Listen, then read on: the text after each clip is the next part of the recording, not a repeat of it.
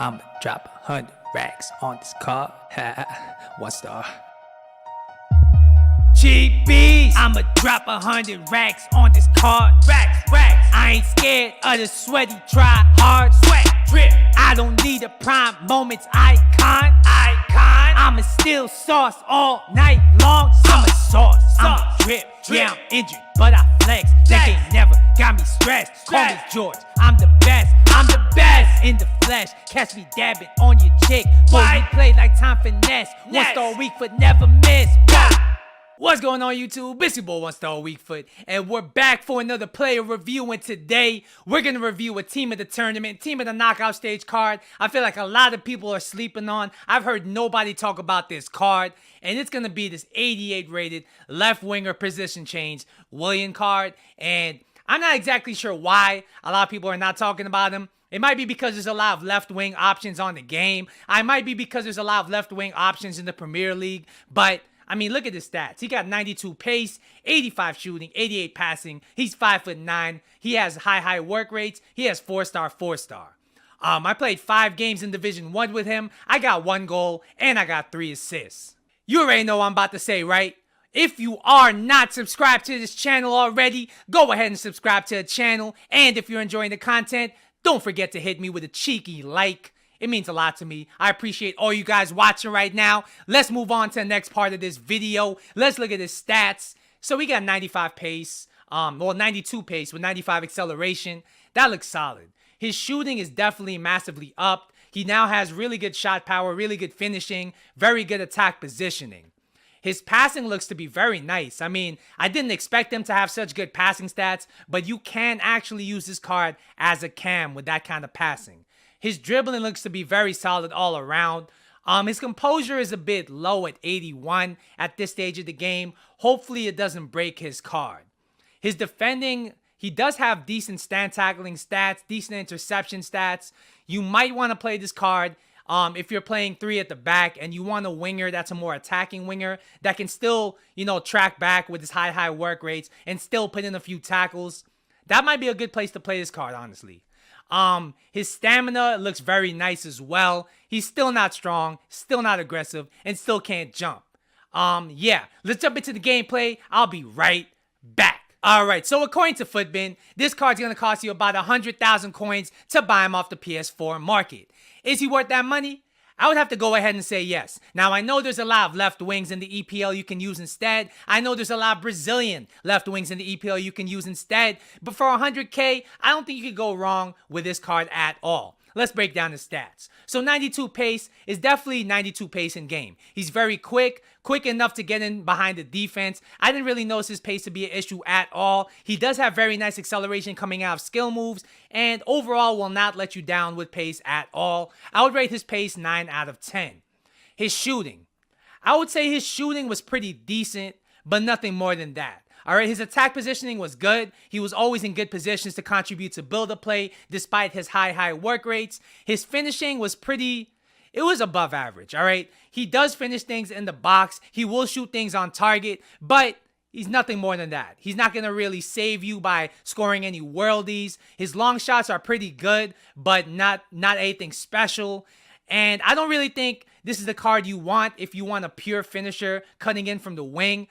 I don't think shooting is necessarily his forte. It's just something that won't let you down either. I would have to rate his shooting at a 7.5 out of 10. His passing. I would say his passing is actually one of his strengths. I really like this card as a playmaker coming in from the wing or even as a cam. I think he would do pretty well in the cam position. His vision, his short passing, his crossing, all that stuff is very solid.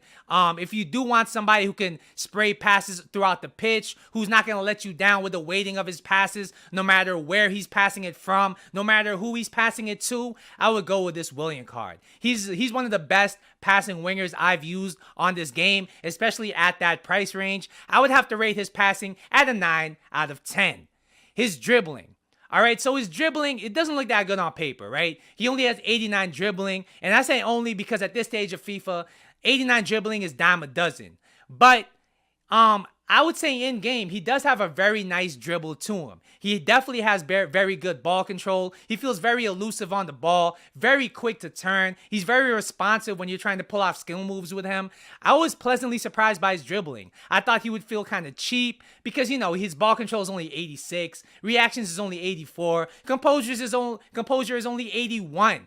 But I didn't really feel like his dribbling let me down at all. I felt like I was able to really pull off a bunch of moves to beat more than one defender multiple times in the game. I would say if you know what you're doing when it comes to dribbling, I would say you're really going to enjoy this card. I would rate his dribbling at a 9.25 out of 10. Now, I am going to talk about his defending. I don't normally talk about defending on attackers, but his defending was sneakily good. He does get in a few tackles every now and then. Might be because of his high work rates. It might be because of his respectable defending stats. But it does seem to catch the opposition off guard because he's a smaller player. He's not a physically imposing player. But yet, he still does get tackles in. He still will be in position for interceptions at times. And it's a nice added bonus that you're going to get with this card. Now let's move on to his physical. He only has 67 physical, and it does feel like that in game, all right? The one flaw I have to say with this card, the one weakness, is that he's still pretty weak. Despite his multiple upgrades, he's still going to get bullied by bigger defenders, by average strength defenders. He's pretty much going to get bullied by almost everyone on this game. But you're not really going to use him in that way. I would say if you're the kind of player who likes to use like people like Dembele, like Coleman, people like Felipe Anderson, people who are very elusive, very responsive when coming out of skill moves, people with really good pace and passing to them, then you're really going to enjoy this card. However, if you like to shield the ball at all, then don't use this card because he can't shield for crap. He's not a good shielder of the ball at all. He doesn't really utilize any strength when going into challenges at all. He's not really that kind of player. His jumping was pretty bad. He didn't win any headers for me, and what I do have to say, though, about his physical is that his stamina was amazing. He never got tired. I did use him running up and down the pitch, holding down turbo a lot, because I do like to use the turbo button, as a lot of people do, and he never got tired before 90 minutes. I never noticed him needing a sub, and that's really a big plus, because the wing is a very taxing position when it comes to stamina, and having high stamina is always going to be a plus. So what would I rate this card out of 10? I would have to rate this card out of 10 at 8 to 8.5 out of 10. He's a very solid card. I don't think he's a card that should be the main centerpiece of your team, but he does do very well as far as being a nice support player. Somebody that's going to bring the ball up and down the pitch reliably, that's able to spray passes, that's able to finish shots he's supposed to finish. Yeah, he's a really good card in that regard. If you're on a budget, if you already spent your budget on other attacking players, other midfielders, and you just need a winger to really round out your team, I would 100% recommend this card. If you're trying to save money for team of the season and you don't want to lose that much coins, I would 100% recommend this card. This card's definitely good enough to use in Weekend League, definitely good enough to use in Division 1, and he's just the kind of card that's not going to let you down if you know how to dribble, if you know how to play this game. Alright, so to give you a better idea about what this card will contribute to your team, I'm going to go ahead and compare him to another cheap Brazilian left winger from the EPL, and that's going to be Once to Watch Richarlison.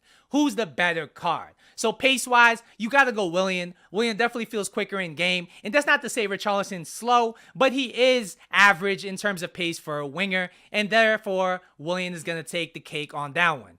Shooting-wise, I definitely gotta say Richarlison feels a lot better shooting-wise. He has a better weak foot. His shot is definitely more accurate. Definitely seems to have more power on it. And I would definitely go Richarlison if you're looking for a pure finisher. Passing-wise, Willian blows Richarlison out of the water. I mean, Richarlison's not a bad passer. He's just an average passer. And Willian is definitely a very good passer of the ball. It's one of his shining attributes. And therefore, he's going to be a better passer than Richarlison. Likewise, I would say Willian is a better dribbler than Richarlison. He's much better on the ball, much more elusive, much more responsive when it comes to, dribbling with the skill moves and all that. I gotta go Willian over Richarlison as far as dribbling. Where Richarlison does beat Willian, though, is in the physical category. Richarlison's a very good winger as far as winning balls in the air. He's stronger. He's more aggressive. The only thing Willian really has on him is stamina, but that's negligible when you're comparing to Richarlison, who pretty much beats him in every other physical category. So I do have to go Richarlison there. So therefore, who's the better card? I would have to say if you want a winger that's going to be a playmaker, that's going to be able to dribble in tight spaces, then you're going to go Willian. But if you want a winger that's going to be a second finisher, or if you want a winger that can play striker, that can win headers, that can win physical battles, that can hold off opponents, then you're going to go Richarlison 100%. So yeah, that's going to be my review on this Willian card. Hopefully you guys enjoyed it. Once again, don't forget to like and subscribe. I'll be back tomorrow or even maybe later with a double upload. But until then, later.